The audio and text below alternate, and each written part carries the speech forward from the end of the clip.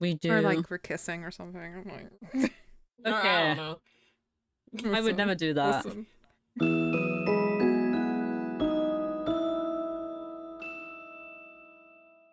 Well, hello everyone. We're all here. Hi guys. Hi. Hello. I wave. I'm Shauna. Hi. Hi.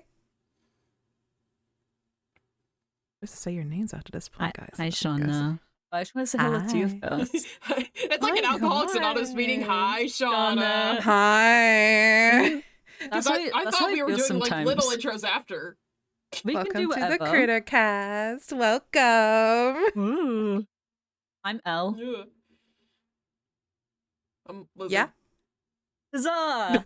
Lizzie. You sound so scared to be Listen, here. I am very shy. You said like lizard. You sound like you're scared I'm to a be lizard. here. We are not holding Lizzie against Room's point. Like I've not dragged everyone here today. yeah. Help me, please. Someone help me. Shroom's fine. Shroom's fine. Mhm. No, I'm not. No, send help. Anyway. Don't do that. I put my little fingers together and I squiggle them. I squiggle my fingers. What is the topic of today, my gremlins? Well, if I look at my notes, we're mainly going to be talking about, I guess, writing, because as I think I all wonder what you like to do. I think all three of Hmm. I think all three of us that we know about each of us that we do write. Not some of us not a lot, some of us a lot more, but Mhm. I thought it'd be a nice topic to talk about because I guess that's in the sense of how we all know each other is the characters we've written, the projects we've been a part of as well. And I think everything's been held together by writing to an extent. In some form per se, because I think everything we do relatively includes writing of some sort. I think every project we've been in has been, I think, stories a lot, or they have a premise or aspect of a story to be told, even if it's a chill, like Minecraft server, or we do. Or like we're kissing or something. I'm like, I don't know. I would never do that. Listen. The basis. We we're all literally kissed in a smooching. maze. We kissed in a maze. Maybe we did. Maybe. The proof is right there. The proof is in the pudding. What do you mean? Lizzie's like, maybe. What do you mean, maybe? It's like, maybe we kissed, maybe we didn't. I don't know. What happens in the maze? Schrodinger's kiss. I think I've kissed both of your characters at one point in some way, shape, or form. I'm just saying. Have you? Listen. I think we've platonically kissed. Lizzie didn't get the memo. I did not get the memo. When did that happen? Have you seen how we speak to each other? Yeah, we speak to each other like that, but when have we kissed? Talks with Riz. Literally, how I have Rizzes you conversation. up. It's by Rizzes you up accident. with writing. It's not even on purpose. Like, that's the thing. Did my mithril character somehow kiss Artemis in the middle of this? I don't remember Honestly, this. so probably. Like, I'm not being funny. She's got, like, some kind of accident or riz. I don't know how. She has a husband! And that's my point. That was by accident. Ah. I wrote Sorry. I wrote both of the characters. Still to this day surprised how she has riz. I've been feeling dry, baby. I can't Anyway. write any romance for my characters without like everyone knowing for some reason. Or I'm just quite natural with it, if you ask me. I don't know. so Well, a yes, because you have romantic, that aren't Riz. I mean, we can talk about character romances first if you like, of how Ooh. they happen. Ooh. Because I think You mean how some people force them mhm, in some ways as well, is a thing? You have Yeah. to make it feel natural. You can't just force something to make it work. yeah, Yeah. it's My experience with writing romance, right, is that I always want it to make sense. Like the personalities Yeah. need to connect in a way that makes sense to them being together. Whether they be opposites attract, whether they be having the same interest, something that connects them.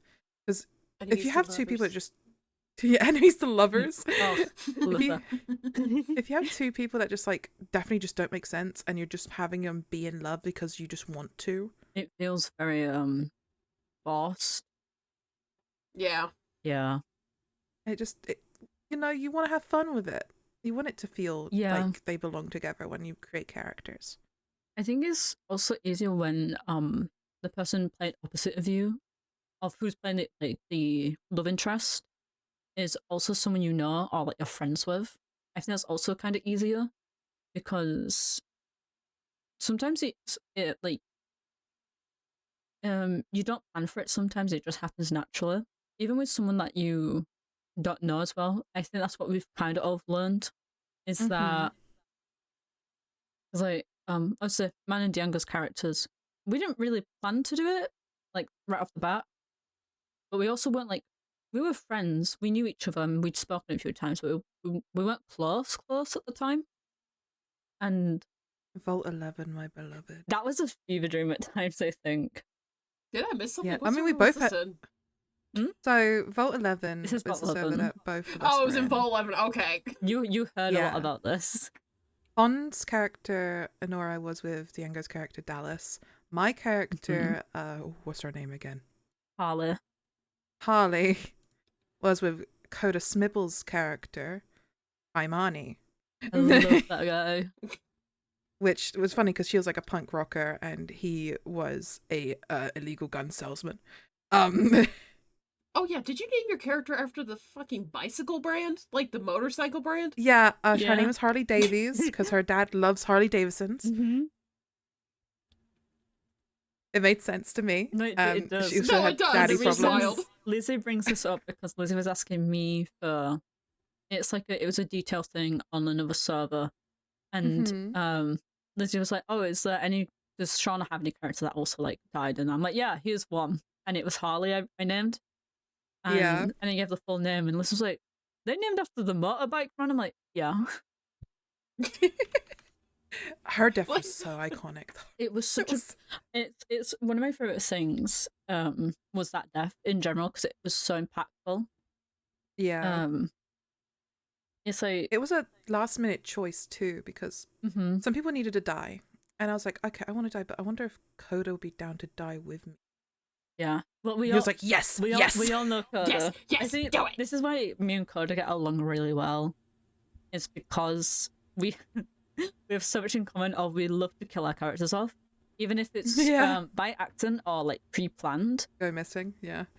I don't think we've had characters survive really at all.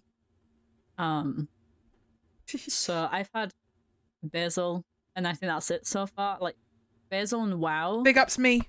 Yeah. Big ups me. I did kill your lover though. My bad. You did. That's okay. The short list is you can't get attached to any of L's characters. Yeah, I think that's what everyone's still start to learn. It's like kind of backfiring. It's like funny for me with Arcadia because that's like a big, very big new people audience. So the people who see me with my characters and know a lot of them have previously like died and such are like, oh yeah, just don't get attached to them. They'll probably will die soon. And I find it funny. even when I'm like, oh, I'm not gonna kill them off. They're like, sure, buddy. I find it funny because like every time you write characters and I write characters, we always end up having them be best friends. Mm-hmm. Always. We never plan it. Like we do and we don't. We plan to be friends or like to get to know each other in character and such. But we never pre-write them being best friends. It's like, and then they end up becoming just really close each time. It's like Harley and Nora were friends. They knew each other. You're my bodyguard. Yeah, like they were friends and such. But by Harley's death, like Harley was everything to Nora. That was her family.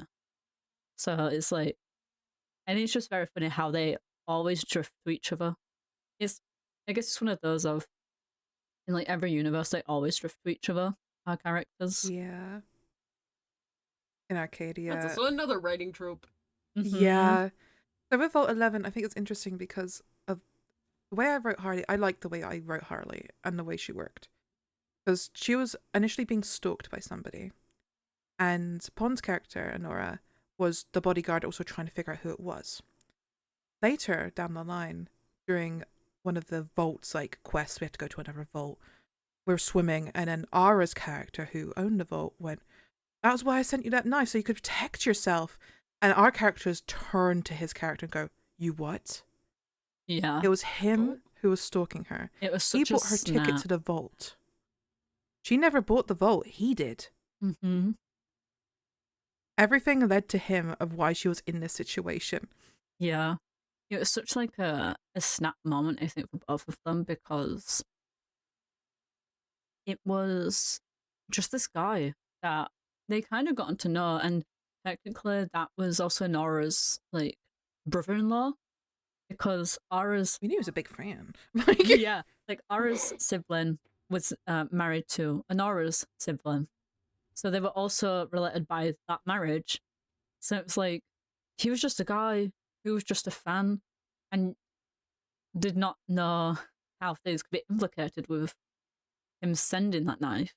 Like, you saw it as like Yeah. a good deed, but it was seen as, oh, this person's threatening you, which also shows like perspective is everything. And I think it's my favorite thing in writing, and as well, like with the acting side of it, of the way, like Mm-hmm. in projects and that, is how everything can be seen and changed, and everyone can interpret something differently. Um, because of that character's either where they are, like born, like and all everything, their life and such. It changes everything. Mm-hmm. I think that's another thing that like it adds to it because like we knew it from the start in the story that he was a very big fan of her. He fainted in the street, like that he loved her. Oh yeah, And she was like, okay, he's a fan, whatever. And over time, she kept her distance, but she formed closer with him. And after finding out like he had mm-hmm. lost his mother, it made sense to why he clung to her music. Yeah, And he clung to her more and more over time. And they became close. And honestly, I think after she died, he was just not the same anymore. yeah, Because he lost the one comfort he had left in destruction. yeah.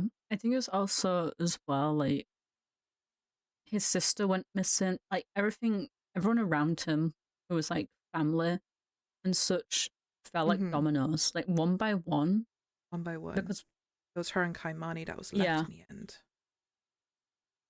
um, because obviously he had to choose between four people or the two people closest, and obviously Honora knew, like it's one of those. She knew she was not closest to Aura. Like they were technically family, and she looked out for him when his sister went missing. But she knew she wasn't as close as Hermione and Harley were, and she accepted it. But she watched basically her two best friends also die in acid, or what she thought at the time was dying, just to come back and have to face mainly Kaimani basically heckle her and have to kill him as well. As they returned as ghouls. Mm-hmm. Harley did taunt Honora for a while, Yeah. but got put down by Honora's boyfriend, Dallas. And Honora put down Kaimani. Like a dog. A dog. And I think it was one of like, because the Kaimani hurt Honora more because he kept bringing Harley up as well. And Harley was everything to Honora. I think in writing, having dynamics are obviously the biggest thing. Yeah. Having to not even plan them out, like letting things go with the flow is just as much good Mm-hmm. as it is like planning. It's like you can be like, hey, can our characters know each other and we can see what happens from that. It's like having a basic idea of who your character knows and who they don't. That's not a bad thing. Because it's like if you're in a city, like also all these characters were before they had to go on the vault, everyone kind of knew each other or of each other a good chunk, or they'd seen each other across the street and things like that. But you also wouldn't know everyone in the city really well. That was like the big thing, which I think was very shown. well from everybody was that everyone had kind of their groups that they were with, the friends that they like core had, but there was also people that recognized each other or knew of each other from other people. And Yeah. and especially when numbers like dwindled down and there wasn't many people left, like those groups became smaller, but everyone came together and closer together in the end as well. I feel like a really good touch was like when your character turns evil to show a bit of who they were. Mm-hmm. Because before I had a Harley get killed off, Ara's character was downed, then dying, and she picked him up before she died and said, "You're not done yet." Then ran off. Mm-hmm. Which I think one of the most sickest things, sick and twisted, but sick in a good way as well, because it shows that Harley's still in there, but it's also very messed up in such a way. I like evil characters with good still in their heart, I fear. Yeah. You fear. I fear. Mayhaps. And Well, I mean, it also shows like there could be redemption at some point too. Exactly. I think it also shows that at the end of the day, all of these people are still human as well. Like not always physically or anything, more metaphorically. No. Like there are villains in stories that you can see why they become villains. I think that's the thing as well. There's a lot. There's a good, and there's also villains that you're like, I can see why this person's villain, but they cannot be redeemed. And it's having those like differentiations and being able to tell, which like villains that you can redeem, which ones are unredeemable. You guys have good examples of that, like irredeemable villains in stories that you've read and stuff. I'm trying to think. I think it's also like it's kind of a perspective thing as well, because some people deem some villains irredeemable, but others see that person as redeemable. Because I've been watching like a show called Lost, and there's a few characters where they've done so many bad things, but what they've been through equates to why they're the way they are. Yeah. Oh yeah. I mean, I've watched Walking Dead before. There are I think that's got a mix of villains of some are redeemable, some aren't. Oh, I think one of my favorite things about that, right, is the fact that nobody is good. No, that's what I do like about it. No one's like truly good because of the actions they have to take. As well, because it is a world of kill or be killed. You have to do bad things to survive. It's just what are the lengths you are willing to go as well. It's one of my favorite things. It's like, I think one of the most beloved villains in The Walking Dead is the governor. And I think he's lovely guy. I think he's a brilliant actor. I think for the time in the show, he is an irredeemable person. I will say that because some of the lengths he went to, I disagree with many of them, and he didn't go to he didn't need to go to those lengths. He's worse in writing too. Is the thing. No, yeah, and it's like when the Woodbury was defeated, he still went after the people in the prison. When some of them were residents, some of them were the residents as well that he protected before. That's also the thing. And he, like you said, he didn't have to do that. And I do think later on, there are more irredeemable like villains, people who are presented more as villains than he is. But he was introduced. What season 3 or 4, roughly? Season 3. Yeah, so it's like still kind of early on in the show. Like by that point, I think the only resident villain that we've really seen is Shane, which I think his walk into villainy is very interesting because he wasn't like exactly a villain either. Is the thing. That's the thing. The way I would put it is he's a guy trying to he's trying to protect people, but he's also going about it the wrong way at times. A bad person. He's a bad person, but he's not a villain. No, yeah. I think it's the closest thing we get to per se a villain in the early seasons, probably in like 1 and 2. To an extent, in the sense of the core group, the governor is probably the first villain, like real villain we see. Then we see Terminus. Terminus is an interesting one for my brain. Horrifying the way it's written. It is. It was those subtle things in the background, and then even in writing, like in the comics and stuff, it's the little things of like, oh, you see a teddy bears and you see things that are collected, but you don't see any children. Yeah, that's like that sounds horrifying. It is, but it is so like it's such good writing to my brain, because it's like when you first watch it, it's one of those things. If you first read it or first watch it, you might not pick up on all these things straight away. But when you know and go back, it's like the clues are here, the breadcrumbs are here to lead us to this information. But it's never like they're cannibals. It's never like right in your face about it, and I like that because it makes you want to go back and read them and watch these things, because like, oh my goodness, there was hints, there was these things, and they do that with other villains as well and other people in the series. I will say, I think Terminus has one of my favorite things happen, which is Bob. I believe, but it's his leg, right? And it's infected meat. But one of my favorite things, that it's just so. I have a favorite part too. Oh, what's your favorite? So this obviously more spoilers. Is the fact that there's a point where they were going to kill Rick, and they took his hatchet, and he was like, "Oh, this is nice." I was like, "Yeah, the thing with the red handle, I'm gonna kill you with it." And then episodes later, they're in this church. He shows up. Rick kills him, and it reveals that he is holding the exact weapon they're talking about. In that moment, the foreshadowing in The Walking Dead is so good to my brain. Like, there's a lot of it. Yeah, they do it really well. A good amount. There's sometimes where I'm like, it's not the best. That happens as well sometimes. I think in every writing, some foreshadowing falls short, some foreshadowing doesn't. I think it depends on the way it's done and the characters as well. I think.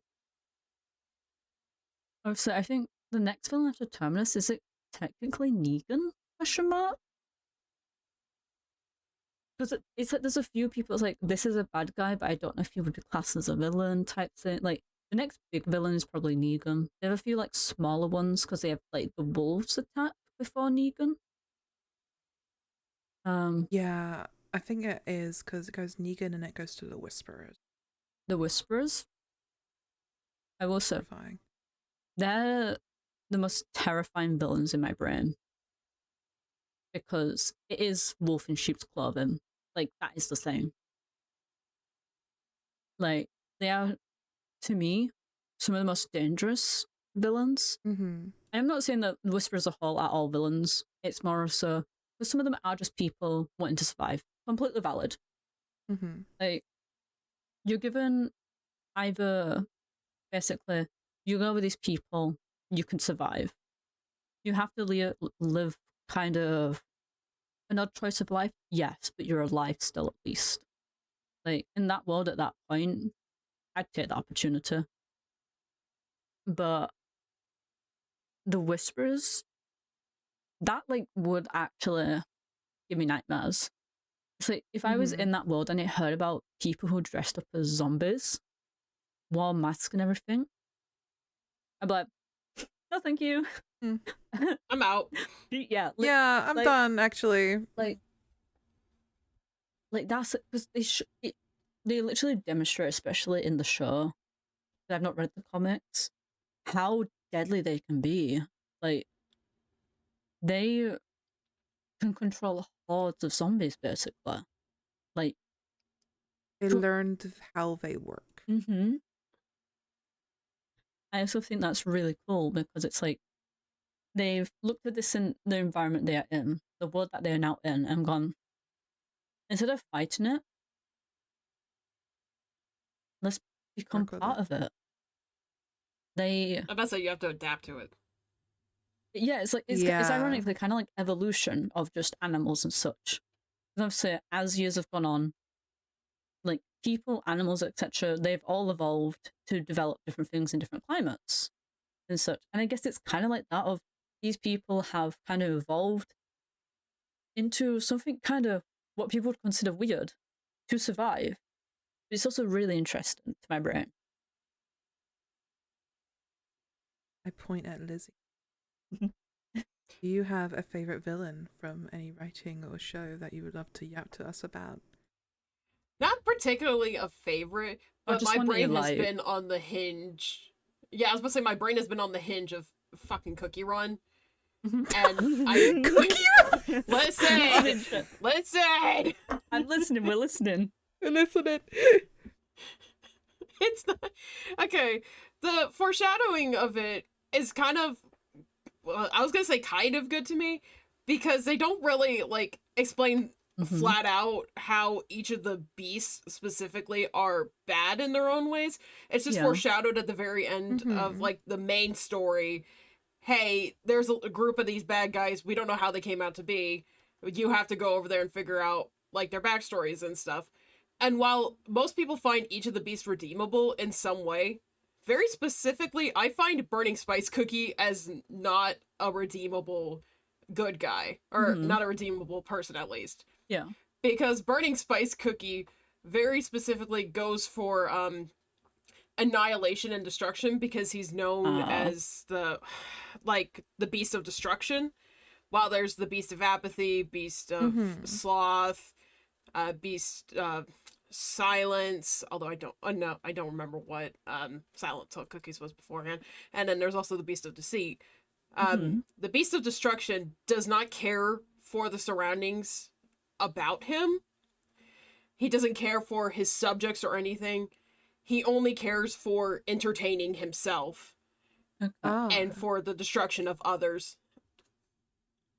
I can see why that irritates. And while others, I was about to say, the others, you can at least see that they care for their inhabitants, or at least the creatures of their lands.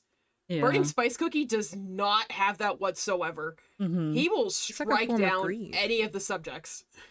What's up? Like a form of greed. Yeah. Well, funny enough, the opposite of his cookie, because each of the beasts have their own counterparts, the counterpart to the destruction one is in fact the greed one. That's a golden cheese cookie, because her entire thing is based off of greed. That's cool. Because I have heard a lot about Cookie Run Kingdom, of like the writing and how good it is. I think that's also what I like about some mediums of writing, is like, this is a mobile game. Like, a lot of people are like, oh, it's not such good writing, but some of the best writing is some of like the most simplistic forms of just like, this is a mobile game. Writing, peak. I have loved the earlier chapters of the Beasties have been worse for wear, I will say, because they didn't give it as much attention as they should have. But the latest chapters that they've released, specifically with Silent Salt and White Lily Cookie, I have loved the writing in that. It's become top notch. I'm trying. I don't know if you guys care for spoilers or not. I'm not too fussed with spoilers. Okay, so one of the main premises of Cookie Run. Sorry, I'm gonna info dump now really quick. One of the main premises of Cookie Run is about the Dark Flower War and how everything started. Which it started with White Lily Cookie going up to the witches. The witches are the ones who made the cookies. But it's White Lily Cookie going up to the witches, learning about the banquet and how cookies are meant to be eaten. White Lily Cookie falls into the cauldron, turns bad guy, turns into Dark Enchantress Cookie, and starts the Great Flower War. Because she saw a different way of trying to figure out a way to free the cookies from the inevitable fate of being eaten by the witches. The latest chapters in Beasties involved White Lily Cookie going over to her counterpart of the beast, aka Silent Salt Cookie, and figuring out a better way of being free from the inevitable of being eaten. Okay. And there was an entire fight between Silent Salt and White Lily, because Silent Salt did not see White Lily as being redeemable, and only saw White Lily as being Dark Enchantress Cookie because of her starting the war. Ah. And then at the very end of that chapter specifically, White Lily recognizes her mistakes of the past, recognizes that she should have in fact owned up to being Dark Enchantress Cookie and starting the entire war, and inevitably awakens herself. At least that's how every single cookie has been at the very end of each chapter for their different counterparts. Because Golden Cheese Cookie awakened, Pure Vanilla Cookie awakened, Hollyberry Cookie awakened, White Lily Cookie awakened, and Dark Cacao Cookie awakened, all to their ultimate final forms, as we would love to call it. I love that. I never knew that Cookie Run had so much lore. Oh, it has so much lore. There is so much lore to it, Shauna, I can't even. I've started to play. I started Cookie Run Kingdom like a couple months ago. Which is why I also said I don't know if you care for the spoilers, but I'm not us. It's my brain is like I just thought it was Yeah. Gacha Sillies. it is kind of like it's also like well, that's how it started, and then it just kind of kept going. I think I mean, they cooked. that's the thing. Like, if you're given like a base, which is what they had, they can like it's such a simplistic thing of like cookies, but you can write anything for that because it is Exactly. just cookies in like a good Yeah. way. Hold on, I'm gonna put her image in the chat because I want to show the awakened form of White Lily. It's so pretty. Is this the point where we show Lily on screen? Yeah. If you want, I mean. Well, but yeah, there you go. yeah, That's how it looks. Oh, she's I'm gonna she's save this image. coded. I fear Yeah, that is very true. pink and green. She's so pretty. He's a very pretty character. But yeah, I get what you mean by by the particular character you mentioned being irredeemable compared to the others and such. I will say the designs of Cookie Run Kingdom, they're all pretty good. Like, I love them. they're really good. They're well done designs. I also like For seeing just the being fan cookies. Yeah. I think that's my One. favorite. Yeah, a little fan one. Yeah, no, me too. Even the fan ones are like, hello? They're gorgeous. I think another thing that that's also a thing I like about writing is designs of characters, because Oh, absolutely. Mhm. I like hinting at little things and such as that, like in my character, of Yeah. what could like, or like saying things like very early on to foreshadow something that happens later. Some of my favorite things like that, especially when you know what's happening and no one else does. It's like, you don't know why I did that. It's like the little things I like did this thing. birthmarks and stuff, and like mhm. just marks on the character. Just Yeah. they mean The story, something. like scars, tattoos, birthmarks, anything like that, the story it has behind them for a character is so interesting. It's like Chef's sometimes, kiss. like there's sometimes where I'm like, this character would look good with a scar, and then I think of why they got that scar. And sometimes it's like simple things. Like sometimes it's like, oh, this person got attacked. Yeah, that's very interesting. Sometimes it's like, oh yeah, they tripped and fell. It's such a Is dumb. this where we talk about Arcadia? We can. Because both our characters have scars. Mm-hmm. But we've not mentioned why they had them. There's I've technically mentioned mine, but it's also technically not the truth. It's what my You it's what my character Ruel tells everybody. More so, that is what I said, but it isn't the truth exactly.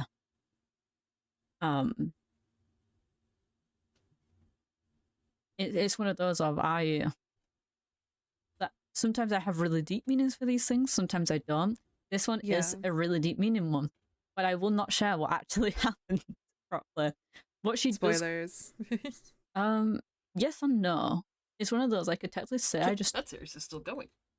Yeah, I just also don't want to right now. But the reason what she says right now is her and her brother were training, doing sword fights, and he basically nicked her like over her eye with the sword.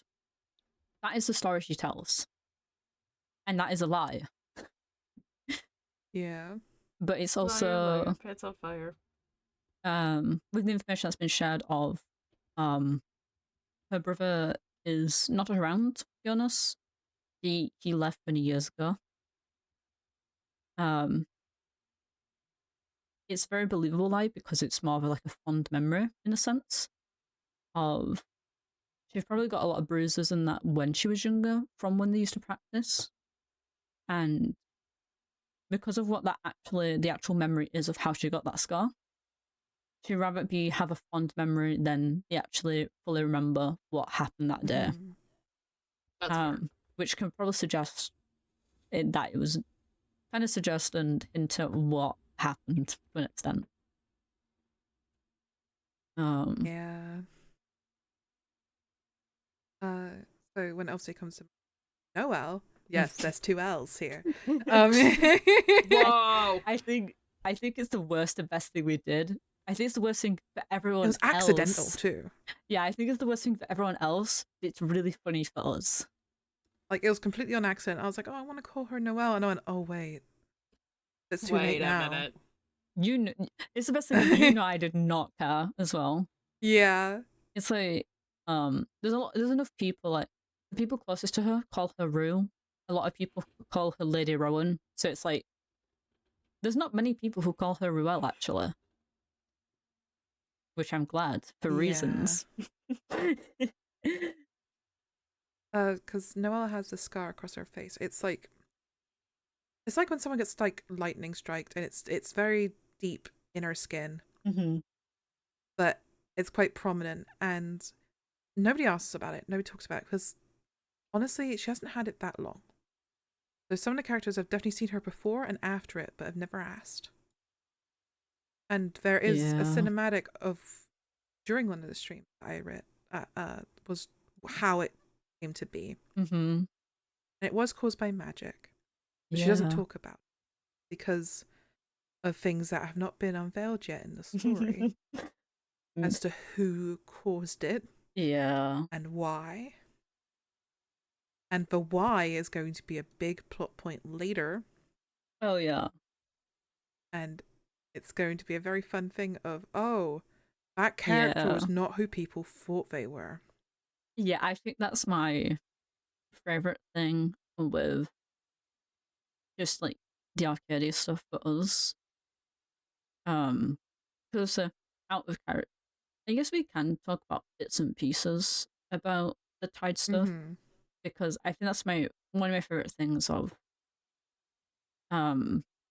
like being part of Kionis is being part of Tide, because it's such a fun and interesting thing, because especially I guess our characters, we know a lot of the people, like our characters know a lot of the people around Kionis pretty well.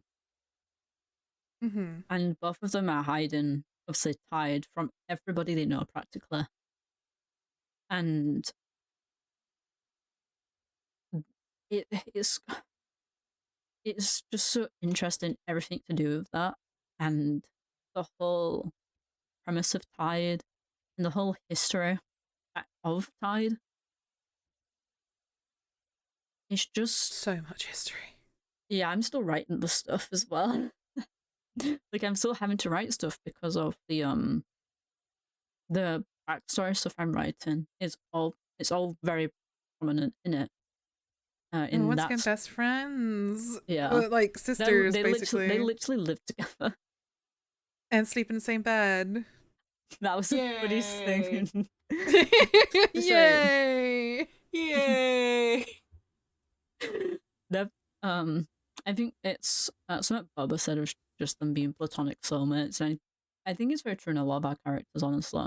Yeah. We know how to interact with each other, no matter like what dynamic we're doing. We know because of how we write and how we act. We just know how to bounce. I think it's also we know each other pretty well too. I think that does help a lot with our dynamics. Because I also think we know how far we can push each other with like interactions as well. Of like, we've not had like a full argument on Arcadia before, but we've had them go back and forth. Fine. It's like, and I think one of my favorite interactions with Rue and Noelle, was the basement when they're talking about the stuff with Kane, talking about the Kane stuff. And Ruel promises promises Noelle that she'll basically fix things. Because they were basically both like crashing out and freaking out before that moment. But Ruel would do anything for her. And I think it's a something that's so deep rooted into Ruel. And it's not fully said why Noelle matters so much to her. I am writing a cinematic that shows how deep their friendship is. But I think it's something that you can't explain in words to my brain, just the two of them, because it's a similar dynamic we've done before, but it's also so very different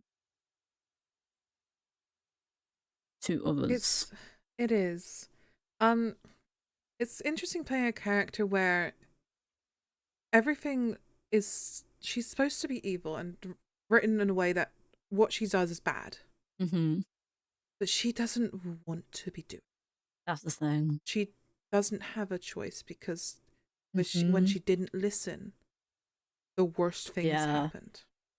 I think it's one thing that I think is very integral to Ruel is she feels so much guilt for things that technically she has no control over. She feels at fault for so many things, things that indirectly she's caused. Because she thinks it's like, especially with Noelle, it's like, Ruel's the reason she's part of Tide. She knows that. So it's like, if she hadn't basically recruited her into Tide, would any of these bad things happen to Noelle? Well, she would still be with someone. Mm-hmm. Like, there's so many things that she blames herself for. And I think the most interesting thing for me is no one in Tide really has a choice. But Ruel never got asked the question that she's had to ask so many people of, do you want to join Tide, basically? She never got that question. It wasn't a choice. It was, you are going to be part of this. You will be the Tide. Yeah. She's never known anything different. That has been her life. Like, I think that's Tide is so integral to her character. And I do love that as well. Yeah. Because she has, like, questions at times. What would her life be like if she wasn't in Tide? Like, if she had a different life, if she had just basically, if she was a different person type thing. And it's just one of those things that's very interesting to me. And I love because Noelle is her rock. Noelle is her reason. Like, Noelle, Bo, and Dalen are like her reasons. When it comes to Noelle joining the Tide, it was like she was given the question, but it didn't feel like a request. It felt like she kind of had to. No, yeah. And in my brain, that's how it's done intentionally. Not on Ruel's side in that sense, but more on Tide target people when they feel like they have no choice. Because then it's an easier decision to make type thing. That's how it is in my brain. Because if you feel like you have a decision to make, you feel like you can say no, then they've got the concern of people knowing about Tide. If they target people who... when they're vulnerable. Literally. Like, Temperance. Like, if you just look at Temperance and Noelle, the times they were recruited, Temperance lost his wife and kid like a week prior to it. It makes you really question Ruel as well. I think that's the thing. Ruel is, like, she is a bad person. Like, realistically, she's done bad things. Yeah. But has she wanted to though? That's the thing that's not been really told. Like, she said she's not wanted to Noelle. Like, those two know. But it's never been explained to what things she has done. I think the only thing that has been brought up is she's killed people. That's about it. But not to any detail what she's done. Lizzie. Hi. Villain character I grabbed. Have any? Villain characters specifically, like, that I've created? Mm-hmm. Created or played?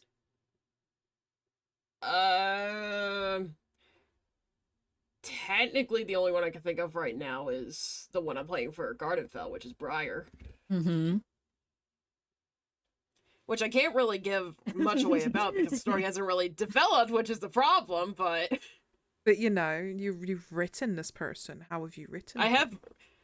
I wrote Briar as very heavily being haunted by the past actions that have happened to them. Because a lot of what they do centers around what has happened to part of their family and past tragic accidents. Right. So she mainly tries to find ways to justify what has happened in the past and why she's currently doing it. Like, this is the only way I can get justice for what has happened. Which makes sense. Yeah. In their brain. Yeah, it makes sense in their brain. Yeah. But, like, as time goes on, it's gonna slowly reveal, at least I hope slowly reveal, that, like, hey, there was better ways of going about this and not the approach that you had taken towards it. Mm. I like villains like that, though, as well, because it's like, in that moment, you don't think about other options sometimes. Like, depending on the situation, it's like a lot of villains or even characters where it's like, I did this thing, and it's like, but you could have gone a different way about it. You didn't have to do this, but you did. And it's like, But I thought it was right, but I thought that's what I was supposed to do. yeah, it's you think it's right, or you don't feel like you have any other choice either. Like, because this is the first idea, because it might have been the first idea, you don't see a different path. That's also the thing. Cause, yeah, and it doesn't mean it's the best idea. Yeah, that's true. But it also makes it very interesting for how, because the villain can it's like you can double down or you can realize what you've done wrong. Like, there's multiple ways to go about it as well. And I think that's what's very interesting, and because that can affect every character as well, not just the villain. Oh, absolutely. And that's what I do love. Yeah. I just love writing characters that always have a flaw. I don't like, what's the term? Is it like Mary Jane? Not Mary Jane, Mary something, right? Mary Sue. Is the characters where there's nothing wrong with them and they're just perfect. I don't They have god like powers. That trait. See, I don't even, like, to me, Mary Sue is more of that an overpowered character. It's like, I feel like there's more levels to it, because you can have a perfect character that's not overpowered. Like, in the sense of you can write it in that way. But I get what you mean. I'm not a fan of perfect characters, I think. I don't like either, and I think it's because there's no such thing as a perfect person. Exactly. Oh, everyone has a not. flaw. Even if it's like, I like flaws even in all the different ranges of, it can be a small little thing that's not really like a massive thing, but it shows that this person isn't perfect. Like, it's like a simple thing. It could be something simple like lying to protect somebody, because it's like, that is technically a flaw. And there's also different levels of flaws as well. But yeah, it's... I don't like flawless characters unless they're kind of meant to personify something or kind of tell a story about how, or someone who thinks they're flawless, like they are perfect, just to learn that they're not. I do like that in the sense of... that one I like. Because I like them being either told or shown in some way by someone else how they are actually flawed, etc. Because it's interesting. Bring their egotistical ass down. Sometimes it's not even ego though. Sometimes it's just no, it's not. But sometimes it is. Oh no, I love when it is egos though as well, because like it is so like is the word gratifying. Of how it feels when that person is knocked off that high horse type thing. That is really interesting. So I think a lot of people who obviously know, I tend to have playlists. I think almost all my characters now. Because I find music helps me envision a character at times, or like when I'm writing, it helps me see how to, I guess, if I'm acting this character out, how to act as them, get in the mindset sometimes. Because sometimes the playlist, it's not always like, oh, these songs represent this character. It's always different things. It's like either music they would listen to, it's relative to their backstory that I've written that makes me think of the backstory, or just the personality of the character. So whenever I've like played any of my characters, I've always listened to their playlist before I've started, because it helps me just get in that mindset as well. And it also tells a story in itself, because I think especially when I like streamed some of the characters that people read into the music that I play, because it is my character playlist. And it's like, why is this song on here? That concerns me a little bit. What's happened? Yeah, and I like that because it's like it makes you think.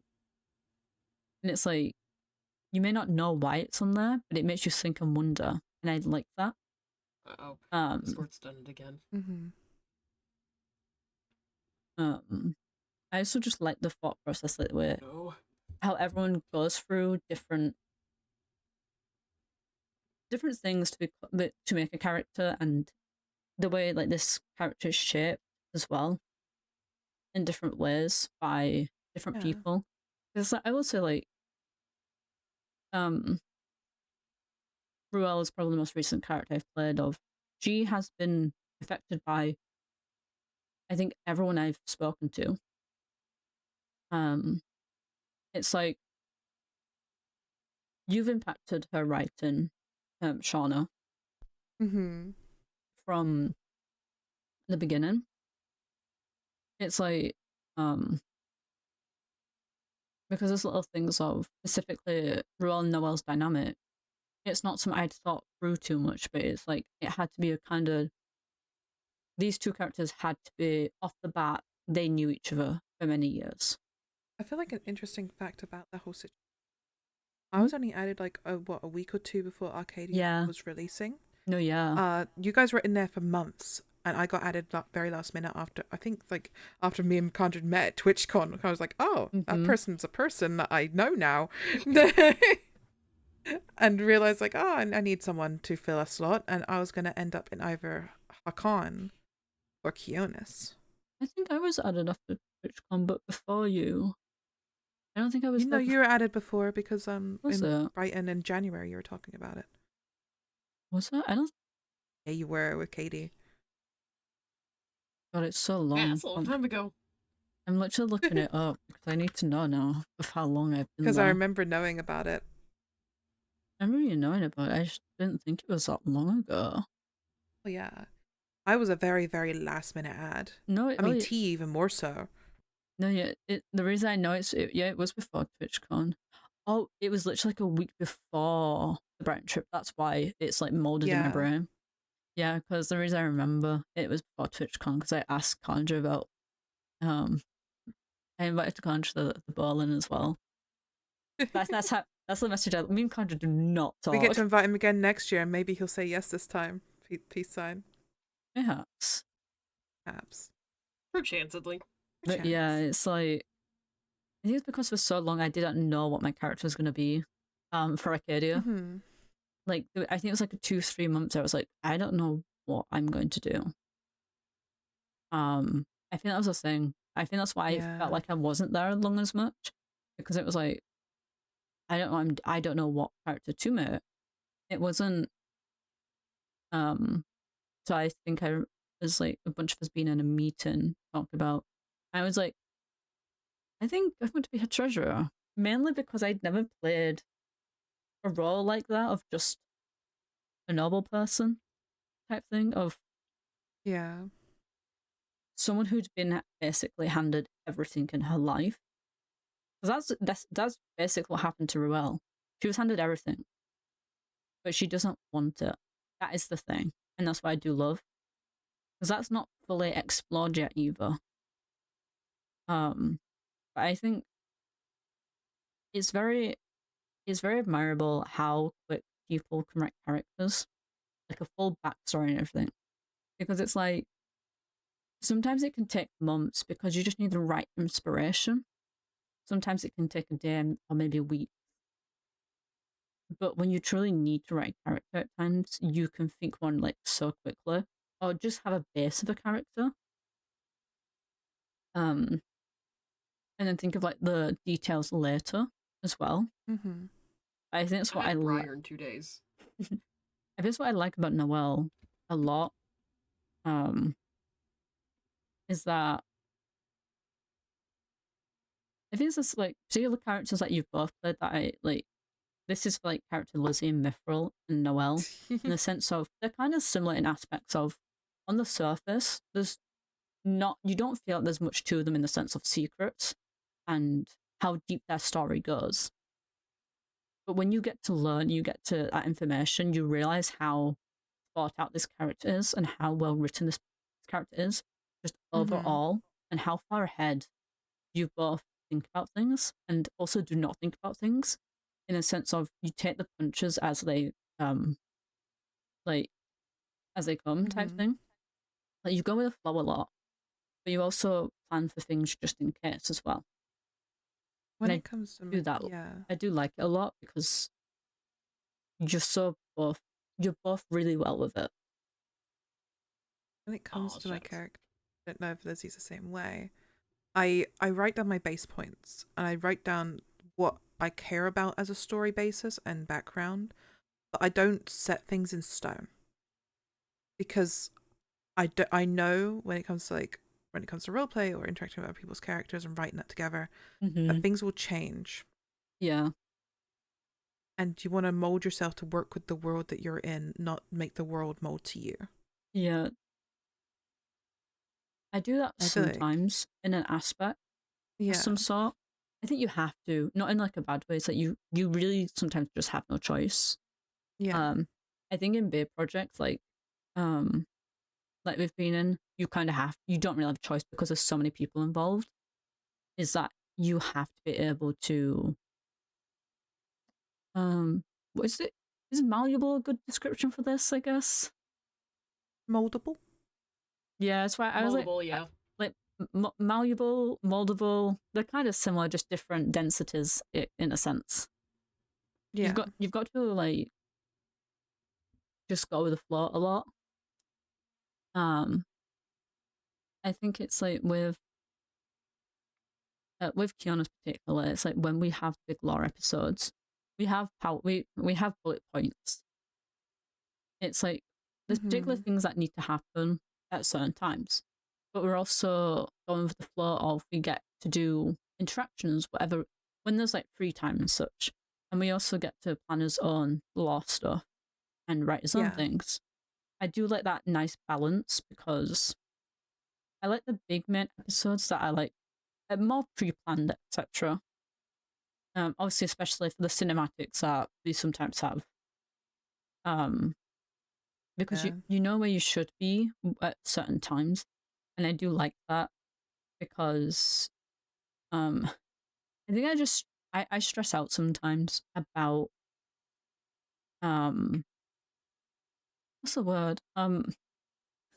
Messing things up at times for people.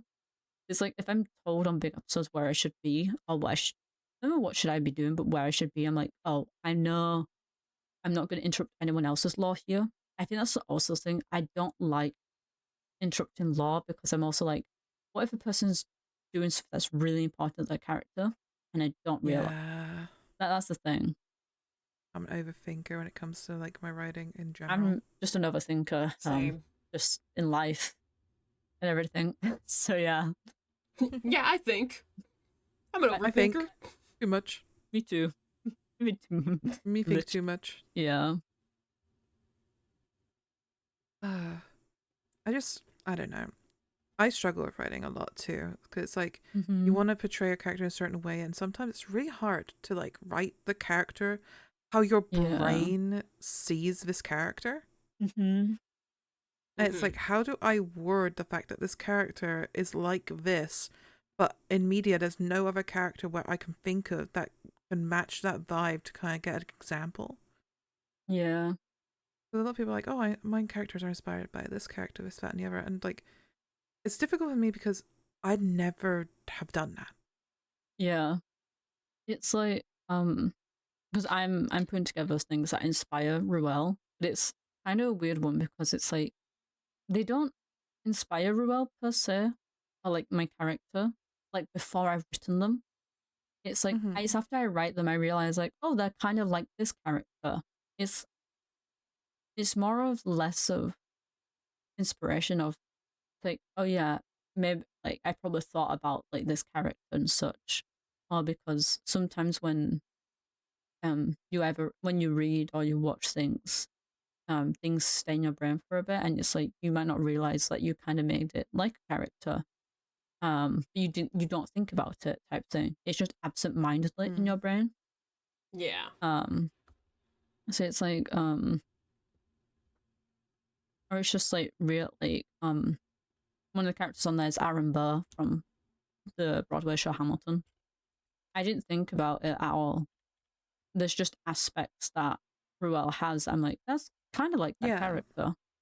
But it's an afterthought. Like, I don't intentionally inspire them, like, have characters. I'm like, yeah, I get what you mean, though, as well. Yeah. I think I struggle because, like, even afterwards, right? I just can't relate to character. Yeah, very often. I mean, sometimes it's a good thing. At no, least I think. It's one of those. It's like there's a thing that some people just can't do certain things in the sense of like, there's a whole thing of like, there's some people who can't picture an image in their mind. Some people can't. Apple. I can is the weird thing. It's just that it's funny when I like look at my characters, like they're not, a lot of my characters are just not very similar to characters in other things. There's characters that like have traits that I can see your character similar to. But I think the thing is there's no character that is one-to-one for any character, like, which is great.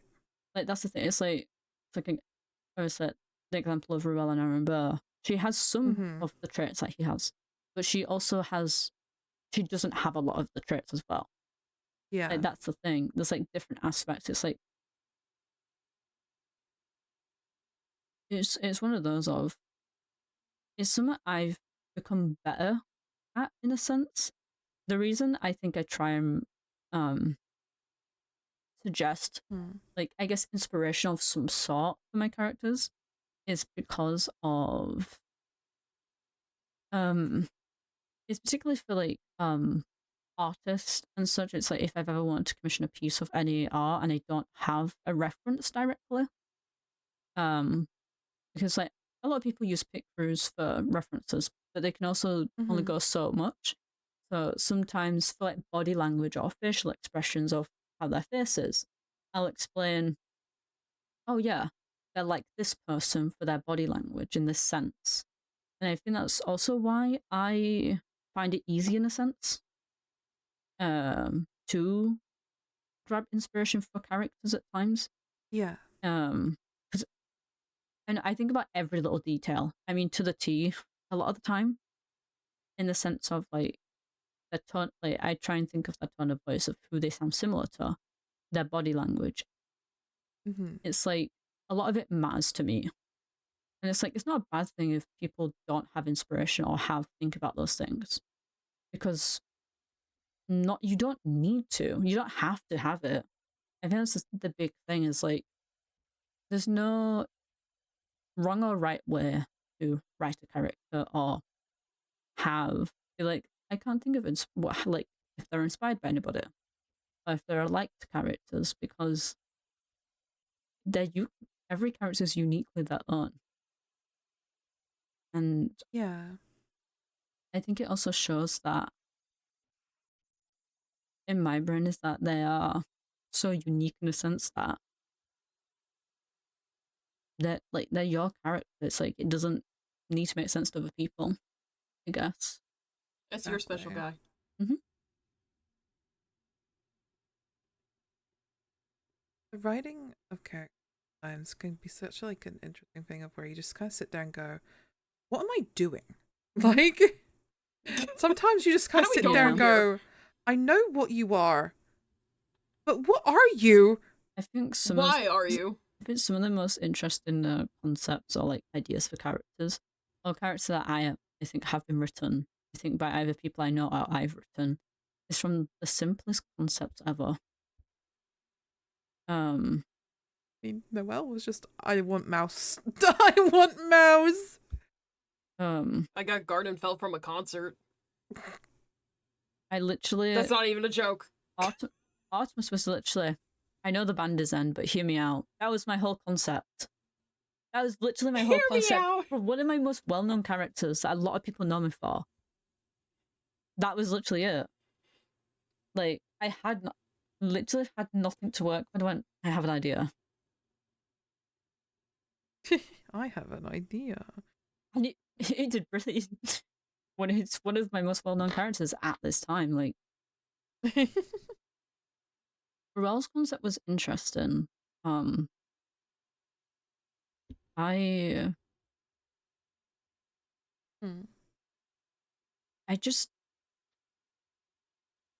kind of just throwing like darts at a board. I was throwing ideas at the wall. The original Ruel was very different to an extent. It was.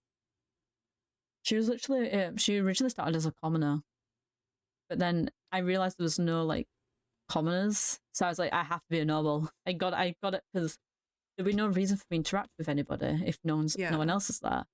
So I was like, okay, be a nobleman, treasurer, solid idea, and I was like, okay.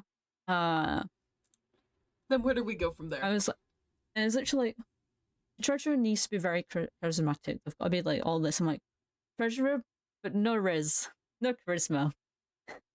That's literally the basic concept of Ruel is a treasurer who's not very charismatic to many people. Yeah, it works somehow. Like somehow it has worked. Like that base the people love him. That base concept built into something, and I love the character she is. I think my biggest flaw with her playing her is trying not to stumble and stutter my words at times. Because she's supposed to be like quite straight spoken. She's meant to be very composed. Like every word is very intentional 99% of the time. I like. Well, we're here like. I think it's what I also like when she's with particular people, specifically Noelle, where she's okay with that happening. It's like when you look at her conversations with different people, it's one thing I do love is that there are sometimes she intentionally talks not differently, but you can tell she's more relaxed with certain people and more like with Temperance, she's more on guard with what she says. Man. With Carrick, she's always professional. There's not many times where she's not. Cal, she's very relaxed, but is also very professional. Her adopted kids, she's very chill with them both. The kids get chill side. I mean, she watched them grow up, so. But it's one of those of. I think it's good to an extent to have that as well. I think specifically for her character, specifically for Ruel, it makes sense that she acts different towards people with being Yeah. part of Tide, especially because she doesn't want anyone to know. So she can't be relaxed with everybody. She has to be very intentional with what she says and what she does. Mm-hmm. But yeah. I've this written character trait, right? That Mm-hmm. it's always an accident every character I write and play. I can't be trusted with having children. Oh yeah. Oh? Because they always either die or something bad happens to them. Not motherly. She's a great mother. That's It's the thing. always not her fault. Mm-hmm. My characters always end up dead, so like how in the one island survival where her son was torn apart by a tiger. I've watched that happen and I walked it. Yeah. One of my oldest characters, she had this little they call a scalekin, right? Little lizard like creature. She adopted it, started to raise him, and he got killed. Oh, and that was like a start of like my motherly characters. I very much enjoy playing that role. Mm-hmm. I feel like mostly because it seems to come easy for me for some reason. I think it's because you're typically one of like more mature people that we know, and such like that. I think because I have a way that I can play a very nurturing character. Mm-hmm. And I enjoy playing a nurturing character, to be quite honest. I accidentally adopt people. That's my thing. Yeah. You do. It's not. I don't do it intentionally. I think that's the thing. Like, I think both times that it's happened wasn't my intention or was not my original idea. Like Ruel wasn't in. Like, it wasn't intentionally. Boba, because it was meant to be a mentor. Like I meant to have like mentored Boba's character Bo, but because they were friends. But then obviously there's a massive like Ruel is 200, so it's like, what if you knew my parents, like type thing. I was like, yeah, that's fine with me. And then obviously their parents are dead, so it's like, okay, you're basically their like godmother. I'm like, that's fine with me. I'm comfortable with that. The first time it happened, also not intentional. Somehow I practically adopted Katie's character ironically back then. Yeah. I was practically everyone's mother on Myth, I'll be real. No one had a good parental figure. Listen. Name one person who didn't have parent issues. Oh, wait. Artemis didn't. Thank you. Okay. Yeah, that's what Besides Artemis. Besides Artemis, name one character. Mars had it. His dad was kind of chill. Oh my god. The fact I have I thought Mars' dad didn't like him. No. We're unfolding. No, so Mars thought his dad wouldn't like him because obviously he couldn't leave, but obviously he was sick, so his arm, and magic was not really a thing around the area Mars is from, so he assumed that would happen. But like his dad was chill with him, to my knowledge. Like he looked at, like he was obviously Mars' character was sick all the time. Well, yeah. That's to my knowledge. Like he was chill. We're gonna have to bring in Mars and be like, listen, did your dad like you in Mythro? It was everyone else's dad.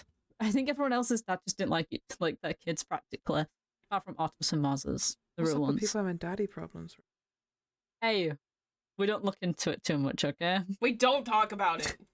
We're talking about it. It's the good baseline for trauma. I think that I've realized that's like my thing with my characters. It's always the dad. Guys, it's a good baseline for trauma. Don't even. Next one, guys, gonna be the mum. The mum's gonna be the problem. Trust. Mama! Oh, but you still have parental issues. Got it. How? Ooh. Listen, You gotta have a little bit of issues in your life when it comes to characters, or else it's a, Yeah, but we always base it off of like mommy or daddy or both issues. Odessa's parents are fine. They were chill. Yeah. Odessa's like my only character does not have parental problems. And what my solution is? Basil didn't have any either. My solution is that most of my characters just have dead parents, so I don't have to worry about it. Well, most of them are dead anyway. That's how the issues started with mine. That's still issues. That's where my issue, literally. Darn. Artemis's parents were chill. Her parents died, though. That's where the issue started. I'm like, that's still regardless an issue. No, if it's not an issue. If you have parents that are alive and well and like you, yes, it is, Shauna. It's not a problem. If you have parents that are alive and well and like you, then you have no issues. No, that's not true, though, because you can also have parents who are dead who are kind of chill. Because they could have died of natural cause and not caused drama. Yep.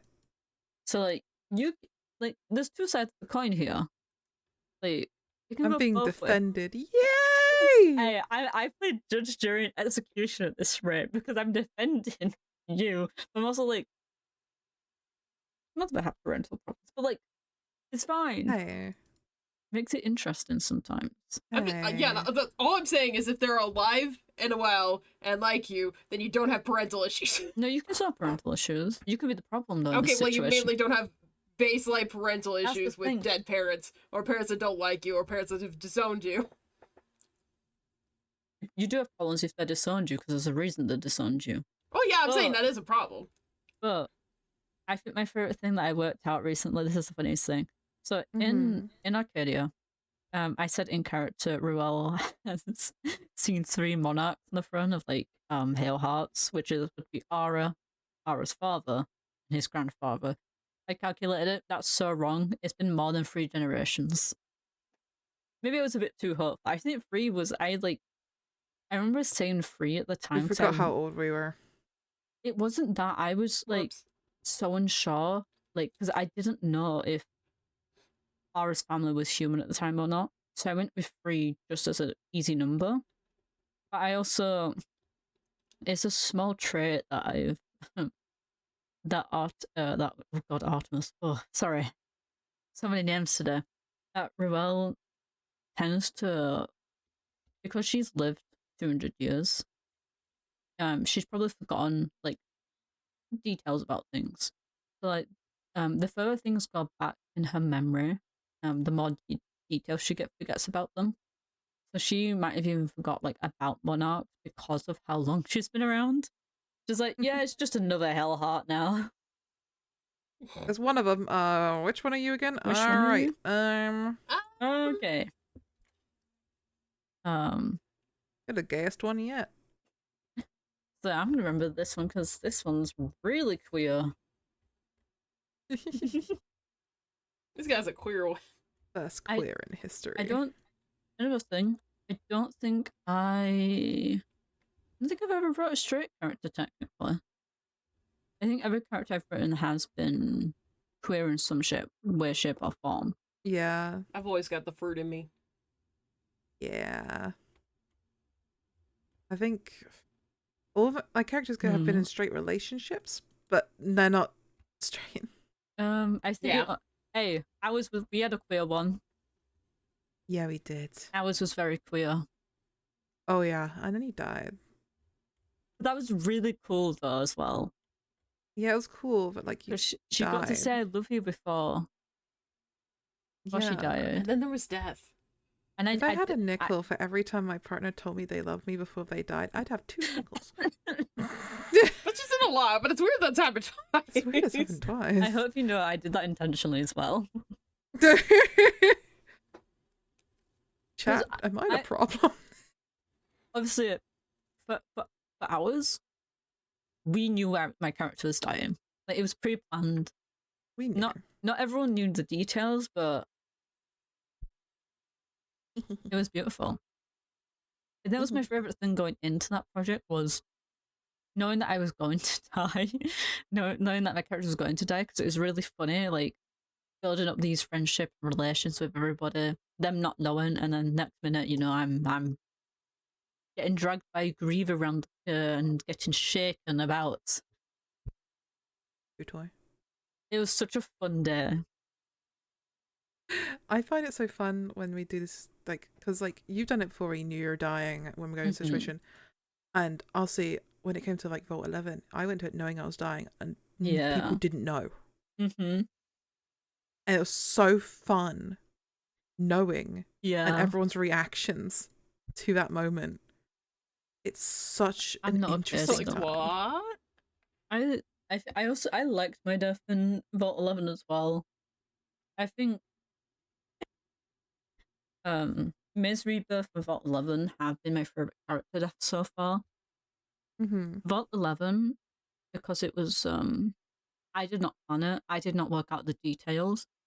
But it is one of the, I think, most impactful deaths that my characters had. And I think it was more for me in my brain, because Honora basically she lost everything basically by that point. She had Dallas and Ara was still alive, but she wasn't really close to Ara. And her and Dallas had only recently got together. And she loved Dallas. Don't get me wrong. she loved Dallas, but she also knew, like, do you know how some people say, like, sometimes you can feel when it's your time, when it is your time? Yeah. She knew she wasn't leaving that room when she saw, like, she saw literally someone that she called her friend holding a gun to her face. So it was either her or risk the life of another friend. And she was willing to take that chance to see the people, her friends, again. She lost her 3 best friends, all in basically one day as well. Because Marcus, Harley, and Kai, like, technically died, like, to her knowledge originally, obviously, Kaimani and Harley died that day. She witnessed 2 of them die. Everyone over a telecom, which was my best idea ever, by the way. I loved it. It was such a great idea. I think it's one of those things. I hated Magic's not being with us, but I also loved it because I think it made his death for Honora, Marcus's death for Honora, so much more painful. I feel like we should display like the entire situation too for people to imagine this, because it was basically a saw trap. Yeah, it was. We were split up into 3 groups. 3 rooms. Yeah, 3 different groups at times, and we were going through different puzzles, is what I'd say it as, in a sense. They weren't all like working out puzzles, but sometimes it'd be riddles that we have to figure out and such. And one of ours was, there was 2 hourglasses.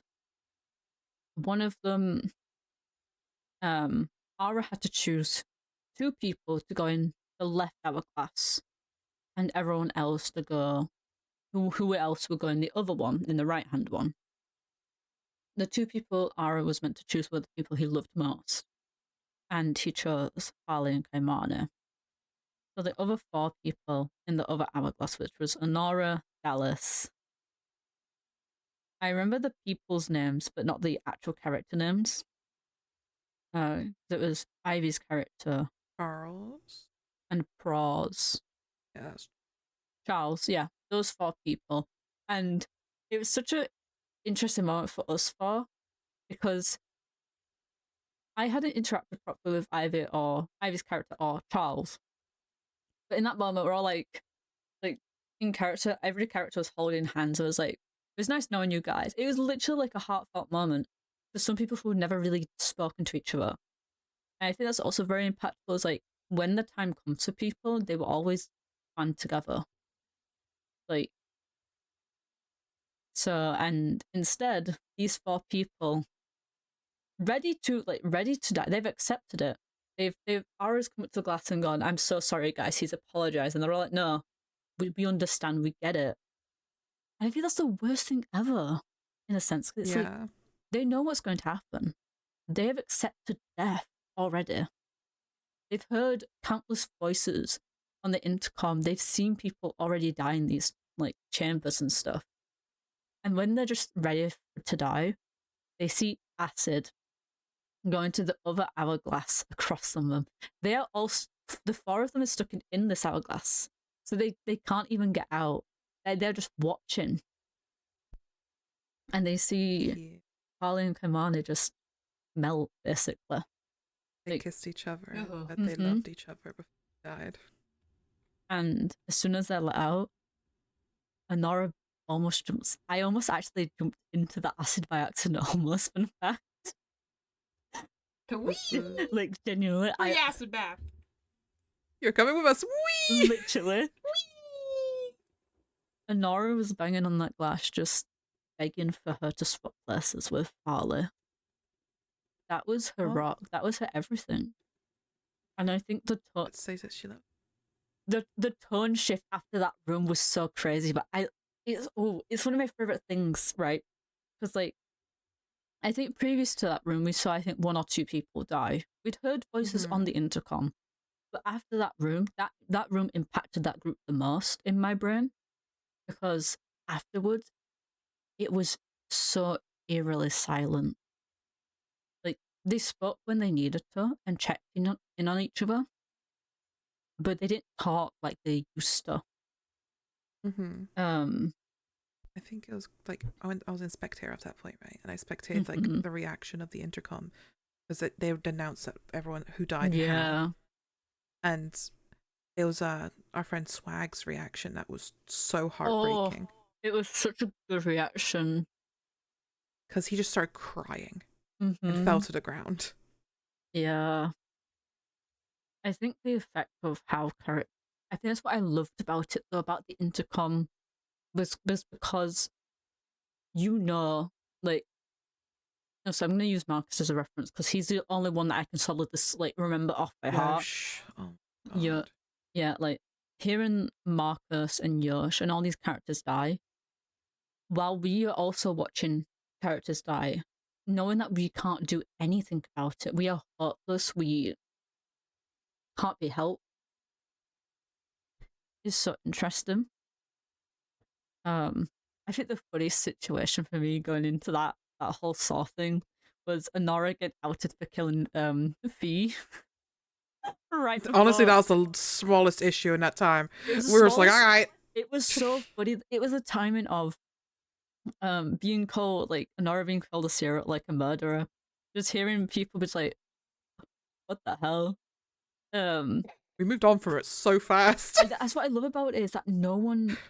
It wasn't until Lissa showed up after, because Lissa I think this is the funniest thing as well. After all of those trials, after everything they go through, Lissa shows up at Nora's like room and basically begs Nora to kill her and attacks Nora, forcing her hand. Like, girly. Like, after everything they've gone through, after the amount of people they've lost, she's still clinging onto this, which I think is so interesting and so cool, though, as well. That Lissa did that, because it shows how much that character Lissa cared about Fee. Like, and it's like Lissa lost so much as well. Lissa lost that face. It's yeah. We would like to preface that to everyone. Lissa like face was like acid off. Like it was gone. No, yeah, like their face was basically stolen. Like, oh yeah, it was peeled off, wasn't it? It was by the face people. Oh yeah. So like that's the thing. That's like, and I think it shows like, so even if there's so much things go on, some people will hold grudges, and Lissa's character is so valid for that.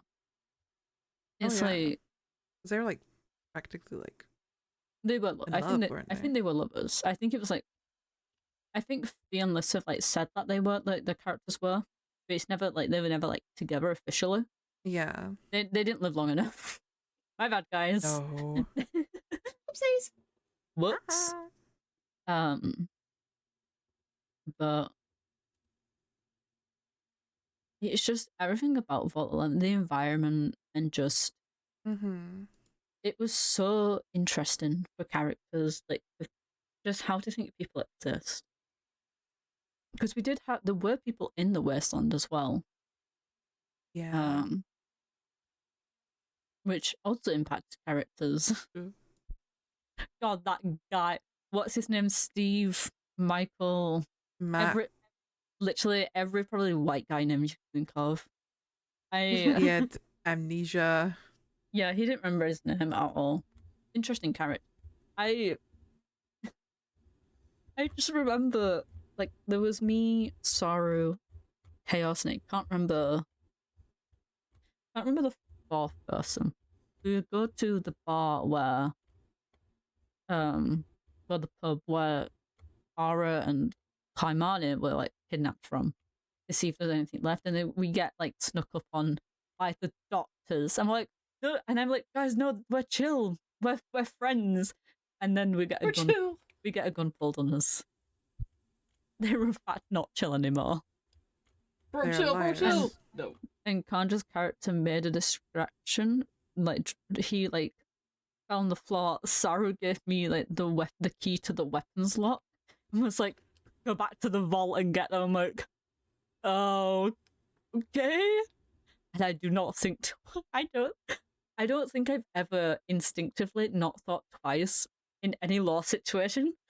I ran out of there with not a second thought in my mind.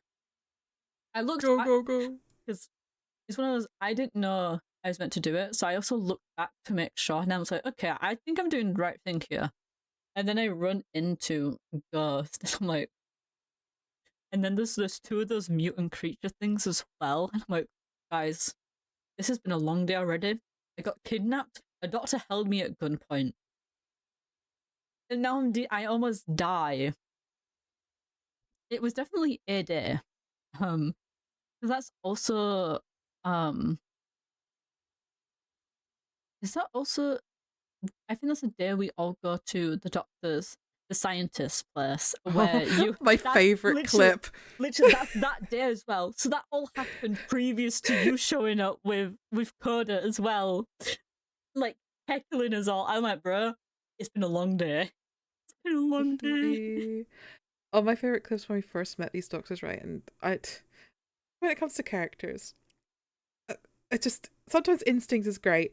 And there's a clip where like they're saying something that's really suspicious, and me and Pon's characters turn to each other, look at each other, then look back, and we're like, oh. We locked in that moment.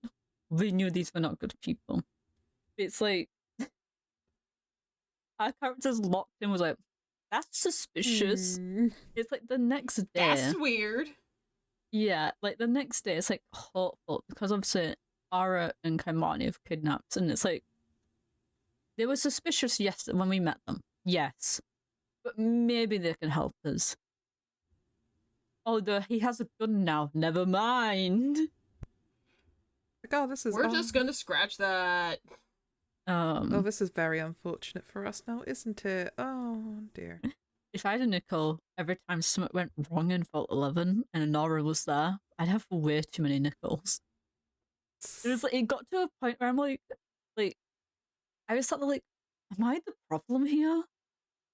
You could have been. No. Literally, I think the first vault we end up going, like we investigate, we come back to the surface, her brother gets killed. Oh my god. Okay. She meets the really weird and sus scientists who practically succeed of giving Ara some weird drink. Then she gets kidnapped, and also escapes kidnapping. Her two best friends get acid, then they come back and also taunt her. Then she has to kill one of them. Guys, maybe she was the problem. Perhaps. Literally. Chanceably. She went through too much. Story. And then I went... None of us have normal characters. Basil was kind of normal. No. Basil's like my only character who was kind of semi-normal and ended up not dying. Love that character. Yeah. Yeah. Lord. You love writing tragedies, right? Tragedies are so interesting to write, though. Yeah. Like, they get better. Like, they don't. It's not all like downhill. We have to preface that. Like, it's not the whole story is not tragic, but it is. 90%. There are. Yeah, but they do have good moments. Mm-hmm. They always got to make sure they have good moments. Mm-hmm. You have to. How you balance it. We're so back, it's so over. We're so back, it's so over. That's literally it's a cycle. That's Arcadia right now for us. Like, oh god, that's literally our it's so over. We're so back. No, dead ass. We were like, I think we're in the stage right now, like in character, we're so back right now. It's like kinda. It's gonna be we're so over soon. Arcadia enjoyers are gulping right now. Gulp. Yeah, literally. It's so over. The thing is, they don't know, but they don't know to what extent. I think that's the thing because it's particular. I'm just talking about our characters. They don't know to what extent it's so over means as well. Yeah, I have 3 cinematics I need to write right for the next couple of episodes for Kionos for my POV, which are going to be so amazing to write because I've got the one with.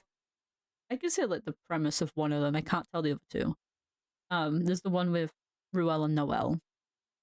That one's which I'll help you with. That one I love so much. I have the base idea and the premise of it. Yeah. Just because like it's just them 2 being people, and I love that so much about that cinematic idea when we were talking about it, especially. Yeah. Because it's nice to see them that way. They've never, because I was talking to Dunker about it of how